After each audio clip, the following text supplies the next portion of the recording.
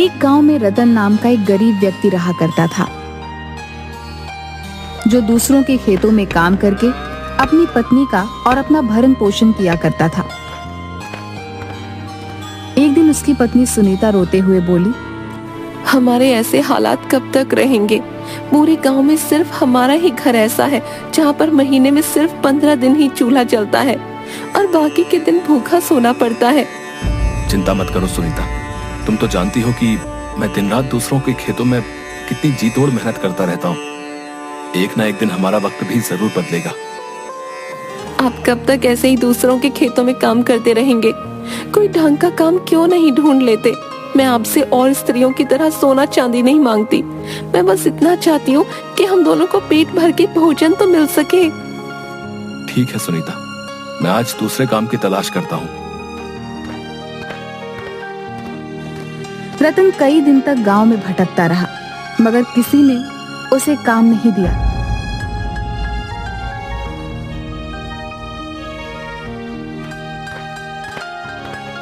थक हार कर रतन गांव के मुखिया के पास पहुंच गया। मुखिया थोड़ा सा भला व्यक्ति था। रतन, मैंने तुम्हें दूसरों के खेतों में बड़ी मेहनत से काम करते हुए देखा है? मुझे तुम्हारे ही जैसा मेहनती व्यक्ति चाहिए भाई। समझ लो कि तुम्हारे अब बुरे दिन खत्म हुए।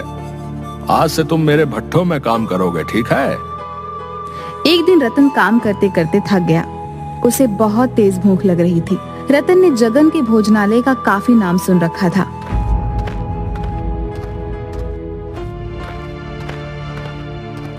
रतन जगन के ढाबे पर पहुंच गया।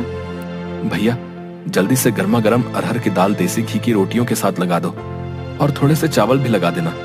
बहुत जोरों की भूख लगी है भैया। अरे, दाल में तो बहुत अच्छी अच्छी खुशबू आ रही है और साथ में देसी घी की रोटियां भी हैं। आज तो खाकर मजा ही आ जाएगा। कुछ ही देर में रतन सारी प्लेट साफ कर गया और कालू से बोला, अब कितने पैसे हुए भैया? आपने अरहर की दाल, देसी घी की रोटियां और चावल खाए हैं। कुल मिलाकर आपके पैसे हुए 1000 रुपए। क्या क्या बकवास कर रहे हो तुम? बकवास नहीं कर रहा हूँ, खाने के पैसे मांग रहा हूँ। अरे ये ढाबा है या 5 स्टार होटल? इतना महंगा तो खाना शहर के रेस्टोरेंट में भी नहीं मिलता। मैं तो समझ रहा था कि इस ढाबे में खाना और ढाबे की तरह मिलता होगा। और वैसे भी दाल रोटी चावल की कीमत तो ज्यादा से ज्यादा 100 रुपए होगी। हर ढाबे पर तो यही रेट चल रहा है। तुम्हारा दिमाग तो ठीक है? जानते भी हो ये ढाबा किसी अरे गहरे का नहीं है, जगन भाई का है, जगन भाई का। अरे जगन भाई के ढाबे का खाना खाने तो विधायक से लेकर मंत्री तक आते रहते हैं। और जब तुम्हारी इस ढाबे में आने की औकात नहीं थी तो फिर यहाँ मुंह उठा कर क्यों चले आए? सीधी तरह से 1000 रुपए दे। लेकिन मेरे पास इतने पैसे नहीं है। 1000 रुपए तो मैं 10 दिन में भी नहीं कमा पाता, तो तुम्हें कहां से ला कर दूंगा? कालू अपने मालिक जगन को आवाज देते हुए बोला, जगन भाई, इस व्यक्ति ने पेट भर के भोजन किया है, लेकिन ये अब पैसे नहीं दे रहा। जगन क्रोधित होकर रतन के पास आकर बोला, क्यों रे? जब जेब में पैसे नहीं थे तो फिर खाने के लिए यहाँ क्यों आ गया? यहाँ मुफ्त में खाना नहीं मिलता, पैसों का मिलता है। चल पैसे निकाल। मुझे क्या पता था कि आपके ढाबे का खाना इतना महंगा मिलता है। मैं तो इस ढाबे को भी और ढाबों की तरह समझ रहा था। तो ये तुम्हारी दिक्कत है, मेरी नहीं। तुम्हें यहाँ आने से पहले मेरे बारे में लोगों से पूछ लेना चाहिए था। अब सीधी तरह से अपनी जेब से 1000 रुपए निकाल कर काउंटर पर रख दे, नहीं तो मैं तुम्हारी चमड़ी उधेड़ दूंगा। अब देखिए, मेरे पास अभी इतने पैसे नहीं है। आप ये 100 रुपए रख लीजिए और मुझे कुछ दिन की मोहलत दे दीजिए। मैं धीरे धीरे करके आपके सारे पैसे चुका दूंगा। अबे यहाँ मैं लोन बांटने के लिए नहीं बैठा। इतना कहकर जगन ने रतन को जोरदार धक्का दे दिया। ये तो आप मेरी बेइज्जती कर रहे हैं। अबे बेइज्जती उसकी की जाती है जिसकी कोई इज्जत होती है, और तेरे जैसे भिखारियों की इज्जत तो होनी भी नहीं चाहिए, समझा? क्या बात है जगन भाई, मैं तो तुम्हारे ढाबे का खाना खाने के लिए आया था, मगर यहाँ तो कुछ और ही चल रहा है। इस आदमी ने पेट भरकर खाना खाया, पैसे देने के नाम पर बोल रहा है कि इसकी जेब में पैसे नहीं है। ऐसे आदमियों से बात नहीं की जाती जगन भाई, इन्हें पीटा जाता है। देखते क्या हो, मारो इसको। जगन और कालू रतन को बुरी तरीके से पीटने लगते हैं। उन दोनों ने रतन के कपड़े भी फाड़ दिए और उसे धक्के देकर अपने ढाबे से बाहर निकाल दिया। शुक्र मना कि तुझे मैंने अपने ढाबे के गंदे बर्तन साफ नहीं करवाए, क्योंकि तेरे जैसे भिखारी के हाथ मेरे ढाबे के गंदे बर्तनों से भी ज्यादा गंदे हैं। इसलिए पीट कर तुझे छोड़ रहा हूँ। आज के बाद कभी मेरे ढाबे के आसपास नजर भी मत आना। चल निकल यहाँ से। ये तुमने बहुत बढ़िया किया जगन भाई, इनके साथ ऐसा ही व्यवहार होना चाहिए। इतना कहकर बिलवा भी 2-3 हाथ रतन पर जड़ दिए। रतन वहां से रोता हुआ अपने घर की ओर चला गया। घर पर जाकर रतन की हालत देखकर उसकी पत्नी सुनीता बहुत भावुक हो गई। आपको क्या जरूरत थी उस ढाबे पर खाना खाने की? मुझे क्या पता था कि उनके ढाबे का खाना इतना महंगा होगा। जगन और बिलवा ने मुझे बहुत ज्यादा अपमानित किया सुनीता। वहां पर गांव के बहुत सारे लोग मौजूद थे जो मुझे मजाक उड़ाने वाली नजरों से देख रहे थे। अरे सत्यानाश उन गांव वालों का जो आपको मार खाते हुए देख रहे थे। उनमें से किसी से भी इतना नहीं हुआ कि आपको पिटने से बचा लेते। लेकिन आप चिंता मत कीजिए, मैं इसकी शिकायत मुखिया से जरूर करूंगी। तुम सही कहती हो सुनीता, मैं बिलवा और जगन को छोड़ूंगा नहीं। अगले दिन रतन अपनी पत्नी सुनीता के साथ मुखिया के घर पर चला गया और सारी घटना मुखिया को बता दी। सुनीता, इसमें दोष जगन और बिलवा का नहीं है, इसमें दोष तो तुम्हारे पति रतन का है। सारा गांव जानता है कि जगन के ढाबे का खाना और ढाबों के खानों से अधिक महंगा है, क्योंकि उसके ढाबे का खाना अच्छा बनता है। जब तुम्हारे पति के पास पैसे नहीं थे तो इसे क्या जरूरत थी ढाबे पर खाना खाने की? ये क्या मुखिया, आप भी बिलवा और जगन की तरफदारी कर रहे हैं? तरफदारी नहीं कर रहा हूँ सुनीता, जो सच है उसका साथ दे रहा हूँ। अगर इनके पास पैसे नहीं थे तो क्या वो मेरे पति को कुछ समय की मोहलत नहीं दे सकते थे? उन्हें पीटने का अधिकार किसने दिया? हाँ, ये बहुत गलत किया जगन ने, लेकिन तू चिंता मत कर सुनीता, इस बारे में मैं जगन से जरूर बात करूंगा और बिलवा के कान भी खींचूंगा।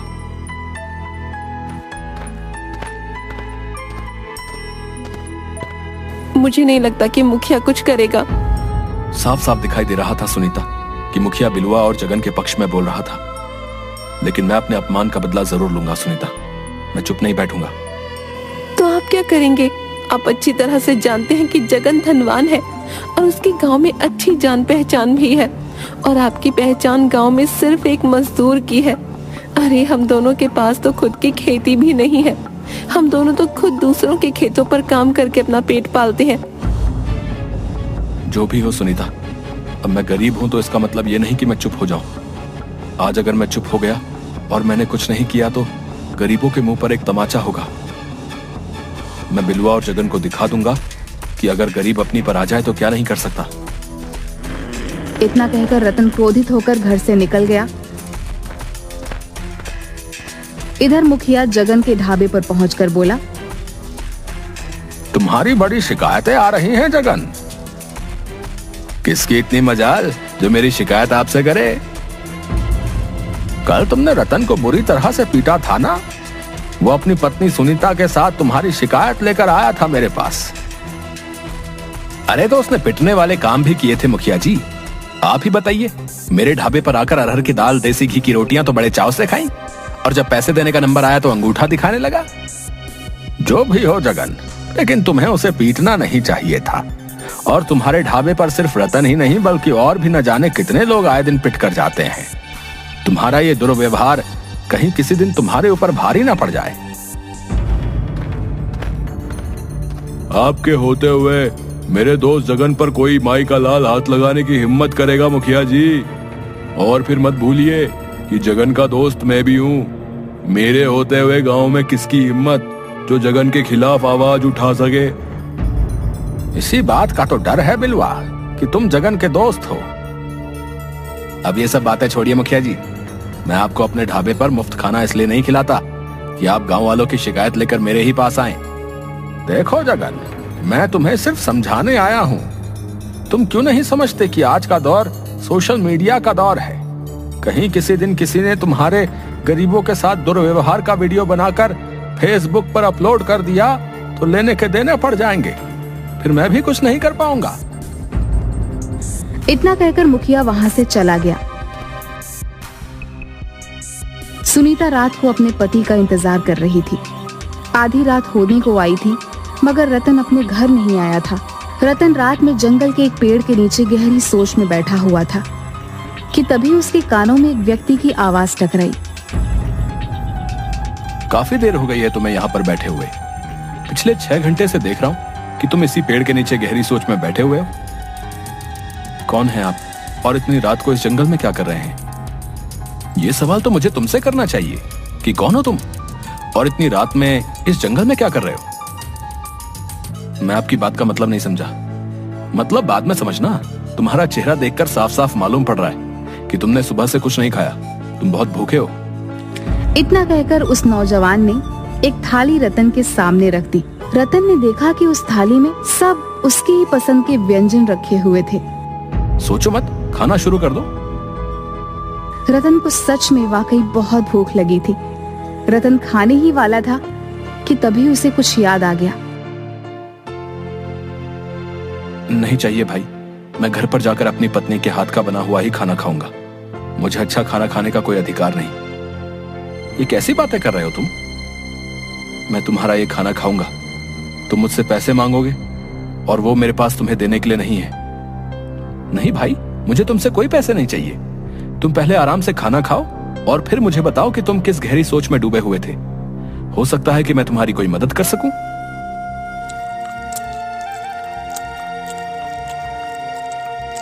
खाने के बाद रतन उस व्यक्ति को अपने साथ हुए अत्याचार की सारी घटना बताने लगा। तुम्हें पता है तुम कहां हो? मैं जंगल में हूं। नहीं, तुम जंगल के अंदर उस भूतिया जंगल में हो जिसे भूतिया जंगल के नाम से बुलाया जाता है, जहां पर लोग दिन तक में आने से डरते हैं। भाई, उस व्यक्ति की बात सुनकर रतन के चेहरे पर डर झलकने लगा। अचानक उसे याद आया कि वह गुस्से में इतनी दूर पैदल चलता हुआ यहाँ तक आ गया था कि उसे अब याद भी नहीं रहा कि वह जंगल के अंदर भूतिया जंगल में पहुंच चुका था। डरो मत, हम कोई भूत प्रेत पिशाच नहीं है। हम साधुओं की संतान हैं। इस जंगल में सिर्फ साधु और उनके परिवार ही रहते हैं। हम लोग बाहर की दुनिया से ज्यादा ताल्लुक नहीं रखते, क्योंकि हमारा सारा ध्यान ईश्वर की तरफ ही होता है। तुम्हारी बात सुनकर मुझे बहुत बुरा लगा। तुम बताओ, तुम क्या चाहते हो? मैं एक ऐसा ढाबा खोलना चाहता हूँ जहां पर हर गरीब सिर्फ 10 रुपए देकर अपना मनपसंद भोजन कर सके और उसके साथ अपमानजनक व्यवहार ना किया जाए। तुम्हारे इरादे के बारे में जानकर मुझे बहुत अच्छा लगा, वरना इस जंगल में इससे पहले भी कई लोग आए और अपने लालचीपने का सबूत देकर मारे गए, लेकिन तुम पहले व्यक्ति हो जिसे गरीब की भूख की चिंता है। इतना कहकर उस व्यक्ति ने अपना हाथ जैसे ही घुमाया, उसके हाथ में एक बड़ी सी थाली आ गई। उसने वो थाली रतन को पकड़ा दी। ये जादुई थाली है, याद रखना। इस बारे में सिर्फ तुम अपनी पत्नी को बता सकते हो और किसी को नहीं। इस थाली के सामने खड़े होकर तुम जिस भोजन का नाम लोगे, वो भोजन स्वयं अपने आप इस थाली में आ जाएगा। मगर याद रखना, जिस दिन तुमने 10 रुपए से ज्यादा ग्राहकों से वसूले, उस दिन इस थाली का जादू समाप्त हो जाएगा। रतन रात के समय बड़ी सी थाली लेकर अपने घर आ गया।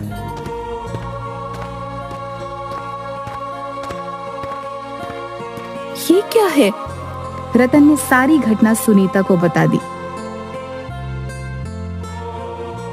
मैं तो अब तक यही समझती थी कि उस जंगल में भूत प्रेत रहते हैं। तुम नहीं, पूरा गांव यही समझता था सुनीता। वो सब तो ठीक है, लेकिन हम ढाबा कहाँ खोलेंगे? हमारे पास तो खाने के लिए भी रोटी नहीं है। जो थाली तुम लेकर आए हो, उस थाली में सिर्फ भोजन ही मिलेगा, पैसे तो नहीं मिलेंगे ना। फिर हम ढाबा अपने ही घर पर खोलेंगे सुनीता। इस तरह से इस थाली का रहस्य सिर्फ हम दोनों तक ही सीमित रहेगा। अगले दिन रतन ने अपने घर को एक ढाबे में परिवर्तित कर दिया और जिस कमरे में वो लोग सोते थे, उस कमरे में बड़ी सी थाली रख दी। रतन ने उस थाली के सामने खड़े होकर तरह तरह के व्यंजन के नाम लेने शुरू कर दिए। कुछ ही समय में पूरा थाली व्यंजनों से भर गया। सुनीता ढाबे पर वह सारे व्यंजन लेकर बैठ गई। कुछ ही देर में वहाँ पर एक गरीब व्यक्ति दौड़ता हुआ आया। यहाँ तो बहुत अच्छी खुशबू आ रही है। यहाँ पर ढाबा कब खुला भाई? आज ही खुला है, और आप पहले ग्राहक हो। आपके ढाबे में खाने में क्या क्या मिलेगा? हमारे ढाबे में हर तरह के व्यंजन बनेंगे, आपको जो भी व्यंजन पसंद हो। ठीक है भैया, तो मुझे एक प्लेट दाल मखनी और मक्खन के साथ लगी हुई रोटियां लगा दीजिए। रतन ने वह व्यंजन उस व्यक्ति के सामने रख दिया। दाल मखनी खाकर वह व्यक्ति बहुत खुश हो गया। भाई वाह, मजा आ गया। दाल मखनी तो बहुत से ढाबों पर खाई, लेकिन इस ढाबे की तो बात ही कुछ अलग है। कितने पैसे हुए? 10 रुपए। क्या, सिर्फ 10 रुपए? हाँ, सिर्फ 10 रुपए। और तुम्हें और तुम्हारे परिवार का जब भी खाने का मन करे चले आना। यहाँ पर 10 रुपए में आपका मनपसंद व्यंजन भोजन पेट भरकर एक थाली के रूप में मिलेगा। और हो सके तो अपने उन गरीब भाइयों को भी यहाँ पर लेकर आना जिन्हें अच्छा भोजन नहीं मिल पाता। रतन की बात सुनकर वह व्यक्ति खुश होता हुआ वहां से चला गया और उसने सारे गांव में रतन के ढाबे का ढिंढोरा पीट दिया। कुछ ही दिनों में रतन के ढाबे पर गांव वालों की भीड़ लगने लगी। रतन के ढाबे पर अब गरीब ही नहीं बल्कि अब गांव का हर व्यक्ति जाकर भोजन करने लगा। रतन किसी को भी मना नहीं करता था। यह बात बिलवा और जगन को बिल्कुल भी पसंद नहीं आई। इस रतन का कुछ ना कुछ करना पड़ेगा, वरना हमारे ढाबे में तो ताले लग जाएंगे। चिंता मत करो बिलवा, मैं आज ही पता लगाने का प्रयास करता हूँ कि रतन इतना धन लाया कहाँ से। उस दिन के बाद से जगन रतन पर नजर रखने लगा, मगर काफी नजर रखने के बाद भी वह कुछ भी नहीं पता लगा पाया। 15 दिन से उसके पीछे हूँ बिलवा, लेकिन कुछ भी पता नहीं चला। चिंता मत कर, अब ये रतन खुद हमें बताएगा। एक दिन रतन किसी काम से जा रहा था कि बिलवा और जगन ने उसे पकड़ लिया। तो तू हमारा ढाबा बंद करवाएगा? जो थाली हम 700 की बेचते हैं तू सिर्फ 10 रुपए में बेचेगा, है बे? बिलवा भैया सही बोल रहे हैं। रतन सीधी तरह से बता दे कि तेरे पास इतना धन कहां से आया। मुझे छोड़ दो, नहीं तो मैं तुम दोनों की शिकायत पुलिस वालों से करूंगा। ये ऐसे नहीं मानेगा, मार मार कर इसकी चमड़ी उधेड़ दो। बिलवा और जगन रतन को बुरी तरीके से पीटने लगे। रतन उन दोनों से शारीरिक रूप से कमजोर था। रतन ने दर्द से कराहते हुए सारी घटना बिलवा और जगन को बता दी। चलो, हमें भी उस जादुई थाली के पास ले चल। ये तो बिल्कुल बेवकूफ है जगन। अगर इसके पास जादू की थाली है तो हम दोनों उस जादुई थाली से इतना धन मांगेंगे कि अपने 5 स्टार होटल इस गांव में खोल सकें। रतन बिलवा और जगन को लेकर उसी कमरे में पहुंच गया। बिलवा और जगन उस जादुई थाली से तरह तरह के आभूषण और पैसे मांगने लगे, मगर उस जादुई थाली में कोई भी हलचल नहीं हुई। बिलवा भाई, लगता है ये थाली केवल भोजन ही देती है। तो फिर देसी घी की पूड़ियां मांग कर देखो। तभी वहाँ पर सुनीता आ गई। बिलवा और जगन रतन को धमकी देकर वहाँ से चले गए। रतन ने हमें बेवकूफ बनाया जगन। सही कहते हो बिलवा भाई, लगता है उसने हमें चूना लगा दिया। रतन का ढाबा उसके बाद भी चल रहा था। बिलवा और जगन की आर्थिक स्थिति अब दिन ब दिन कमजोर होती जा रही थी।